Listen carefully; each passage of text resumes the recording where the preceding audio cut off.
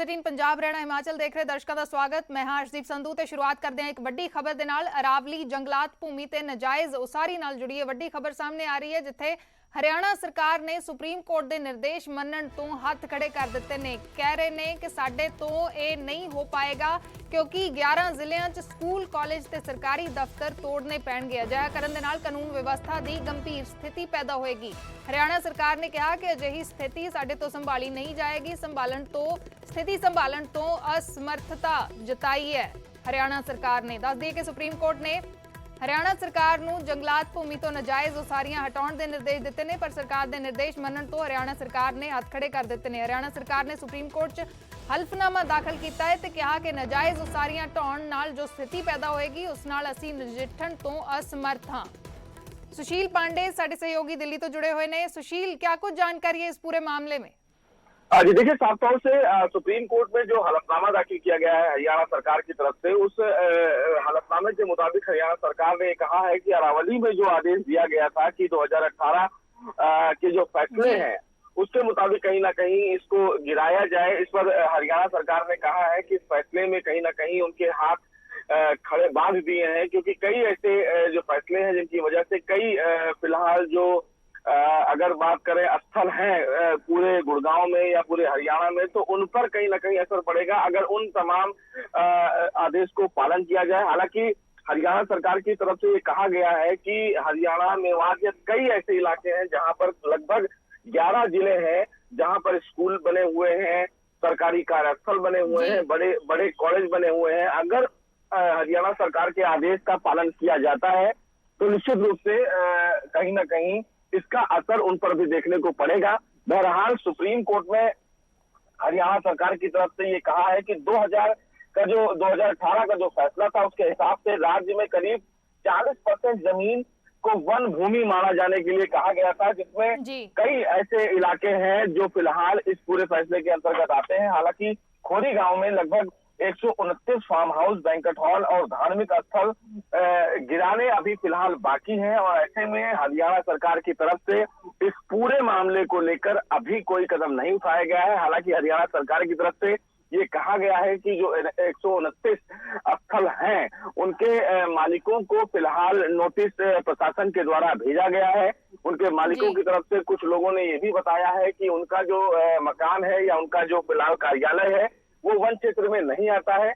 बहरहाल supreme court ने इस पूरे मामले में राज्य सरकार से कहा है कि एक डिटेल हलफनामा दाखिल करे। 15 नवंबर की अगली तारीख रखी गई है। 15 नवंबर की जो तारीख होगी उस दिन सुनवाई बेहद अहम होगी, क्योंकि उस दिन हरियाणा सरकार सुप्रीम कोर्ट में ये बताएगी कि जो आदेश है 2018 का, जिसमें पीएलए लैंड को लेकर जो ऑर्डर सुप्रीम कोर्ट ने जारी किया है उसको लेकर उनकी तरफ से क्या कदम उठाया जा रहा है, और क्या सुप्रीम कोर्ट के आदेश के मुताबिक इस पूरे प्रकरण को लेकर हरियाणा सरकार क्या एक कदम आगे आती है या नहीं। लेकिन अभी हरियाणा सरकार ने कहा है कि जो 2018 का आदेश है उस आदेश में कहीं ना कहीं हरियाणा सरकार के हाथ बांधे हुए हैं। तो कहीं ना कहीं खोरी गांव के मामले को लेकर अब इस पूरे मामले को नहीं देखा जा सकता है, क्योंकि इसका इम्पैक्ट अब पूरे हरियाणा और गुड़गांव में पड़ने वाला है। क्योंकि जो भी लैंड वन क्षेत्र के अंतर्गत आएंगे, यानी कि फॉरेस्ट लैंड के अंतर्गत आएंगे, कार्रवाई उन सब पर होगी।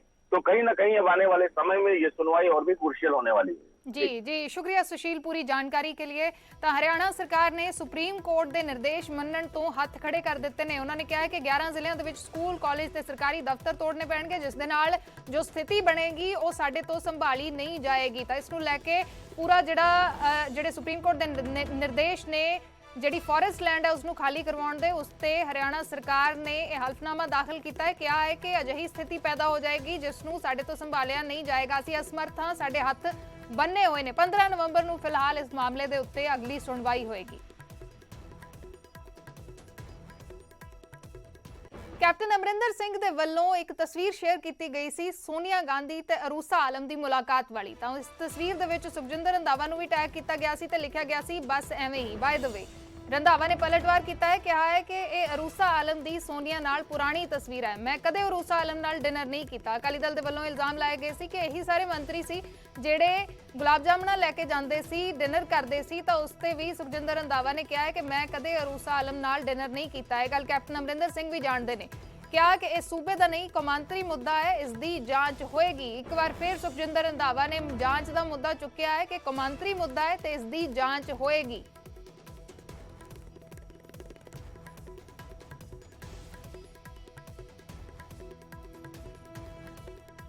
उधर कांग्रेस के सीनियर आगू दिग्विजय सिंह ने भी इस मसले ते खेद जताया है। एक ट्वीट के जरिए उन्होंने कहा कि कैप्टन अमरिंदर सिंह की कैबिनेट च मंत्री रहे हुण अरूसा आलम नाल ताल्लुक दा मसला चुक रहे ने। अफसोस है कि ये मंत्री ट्यूबलाइट ने। दिग्विजय सिंह का ट्वीट है, क्या है कि मंत्री ट्यूबलाइट ने कि कैप्टन अमरिंदर सिंह की कैबिनेट दे विच ये लोग मंत्री रहे ने ते हुण अरूसा आलम नाल ताल्लुक दा मसला चुक रहे ने। अफसोस है कि मंत्री ट्यूबलाइट ने, यानी कि कहना चाह रहे ने कि ये समझ तो बाहर ने ये चीज़ां, इन्हां मंत्रियों नूं समझ नहीं, या तो फिर उस वेले मसला चुकदे क्योंकि कैबिनेट दे विच रहे ने कैप्टन अमरिंदर सिंह दी, उस वेले नहीं मसला चुकिया गया, लेकिन हुण ये मसला चुक रहे ने।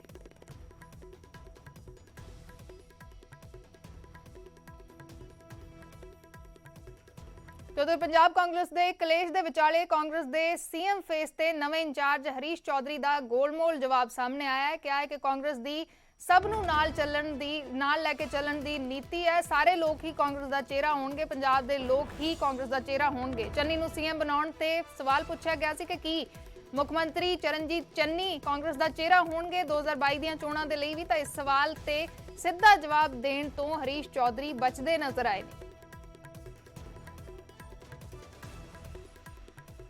चुनाव नज़दीक हैं, क्या किसी चेहरे को लेकर चुनाव लड़ेंगे या चेहरा लेकर आएंगे तो क्या चन्नी ही चेहरा होंगे? पंजाब के हर नागरिक का चेहरा लेकर कांग्रेस चुनाव लड़ती आ रही।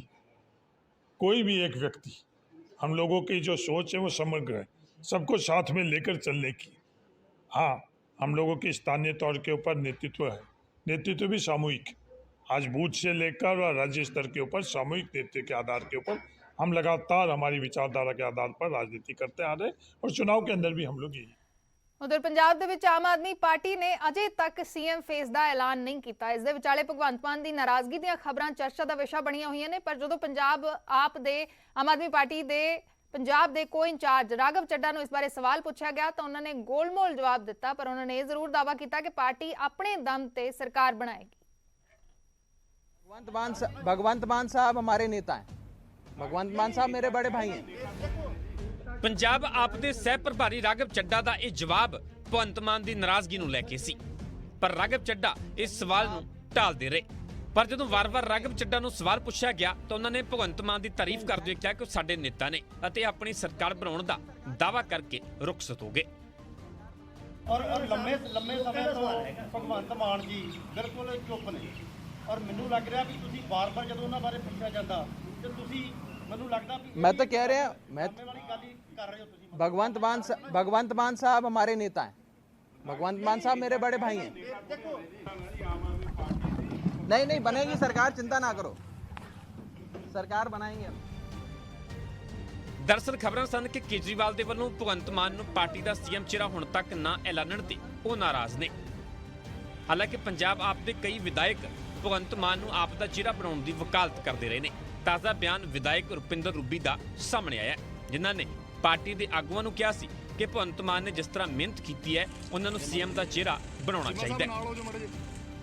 ਭਗਵੰਤ ਮਾਨ ਜੀ ਦੇ ਘਰ ਦੇ ਸਾਹਮਣੇ ਸਾਰੇ ਵਲੰਟੀਅਰਸ ਲੋਕ ਆਉਣ ਲੱਗ ਗਏ ਸੀਗੇ, ਭਗਵੰਤ ਮਾਨ ਜੀ ਨੂੰ ਮੁੱਖ ਮੰਤਰੀ ਦਾ ਚਿਹਰਾ ਐਲਾਨ ਕਰੋ।